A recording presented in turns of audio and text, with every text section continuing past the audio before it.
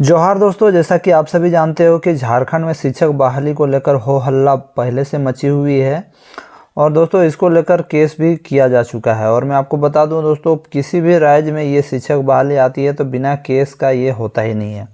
काफ़ी छात्र कमेंट कर रहे थे कि जो सीटेट और जेटेट को लेकर जो केस किया गया है वो कहां तक पहुंची है। तो मैं आपको बता दूं, अभी तक मेरी नज़र में 2 केस किए गए हैं, उनमें से एक का डेट आ चुका है।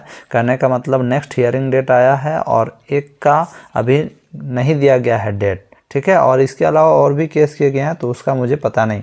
तो देखिए दोस्तों, एक जो केस आया हुआ है ये है आपका, आप देख सकते हो, ये जो केस किया गया है मोतीलाल नाइक और उसके दोस्तों के द्वारा जो केस किया गया है, तो इसका जो नेक्स्ट डेट है वो अभी नहीं दिया गया है। देख सकते हो, ये है आपका रजिस्ट्रेशन नंबर, फिलिंग नंबर्स, ये सब है।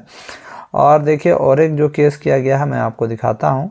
ये देखिए, ये है, आप देख सकते हो, ये रजिस्ट्रेशन नंबर और ये फिलिंग नंबर है। और यहाँ पर आप देख सकते हो प्रिया कुमारी यादव और इसके सहपाठी लोग मिलके, गणेश रंजन, फिर नीचे है राहुल कुमार, पवन प्रमाणिक, स्वरूप कुमार महतो, अमित लाल, ये सब मिलके केस किए हैं, देख सकते हो। और इसका जो नेक्स्ट हियरिंग डेट है दोस्तों 27 जून 2023, यानी अभी भी 1 महीना से ज़्यादा है नेक्स्ट हियरिंग के लिए। अब यहाँ पर मैं आपको बता दूँ, ये जो केस किए गए हैं 2 चीज़ों के लिए किए गए हैं।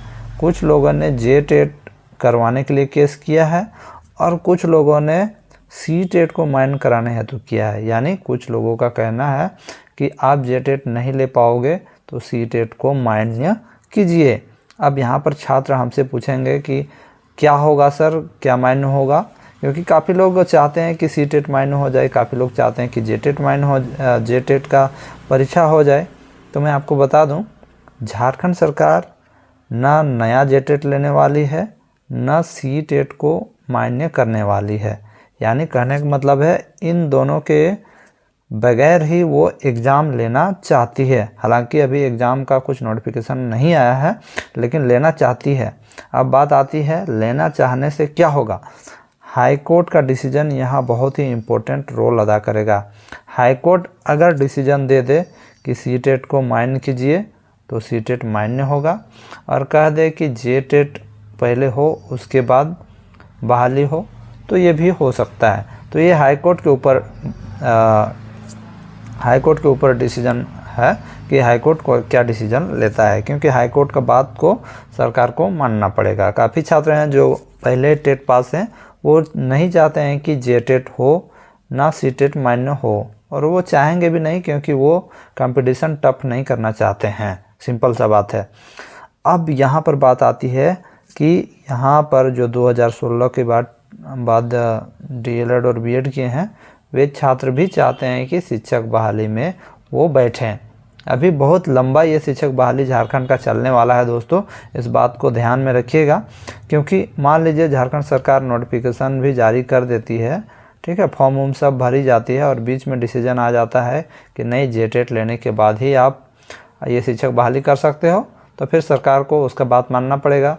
या सरकार कह दे कि सरकार अगर कह दे कि अभी हम जेटेट नहीं ले पाएंगे, अभी हम सेकेंड चरण में जेटेट लेंगे, तो ऐसे स्थिति में सीटेट को मान्य करना होगा। यानी दोनों में से किसी एक को करना होगा, क्योंकि अगर झारखंड सरकार जेटेट लेती है तो सीटेट को मान्य नहीं किया जाएगा, ठीक है, और अगर जेटेट नहीं लेती है तो सीटेट को मान्य किया जाएगा।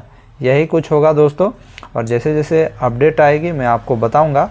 और एक चीज़ मैं बताऊं, झारखंड का जो टीचर बहाली है इसमें पूरे इंडिया के लोग भर सकते हैं, और बिहार में शिक्षक का नियुक्ति नियमावली निकली है जिसमें सिर्फ बिहार के लोग ही भर सकते हैं।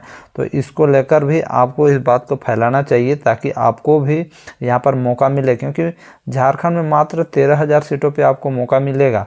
बाकी बात 13,000 तो पारा टीचरों के लिए रिजर्व है, और वहाँ पर 1,70,000 बहाली आ रही है। तो इसको अपने आँखों के सामने से जाने नहीं दें, क्योंकि आर्टिकल 16 का उल्लंघन है। और अगर आप इसको लेकर केस करते हो पटना हाई कोर्ट में तो आप डेफिनेटली जीतोगे और पूरे इंडिया के लोगों को इसमें फॉर्म भरने दिया जाएगा। समझ गए, पूरे भारत के लोग इस फॉर्म को भर पाएंगे। इसलिए आप लोग इस बात को फैलाएं ताकि सभी लोगों को पता चले और यहाँ बिहार में हम लोगों को मौका मिले।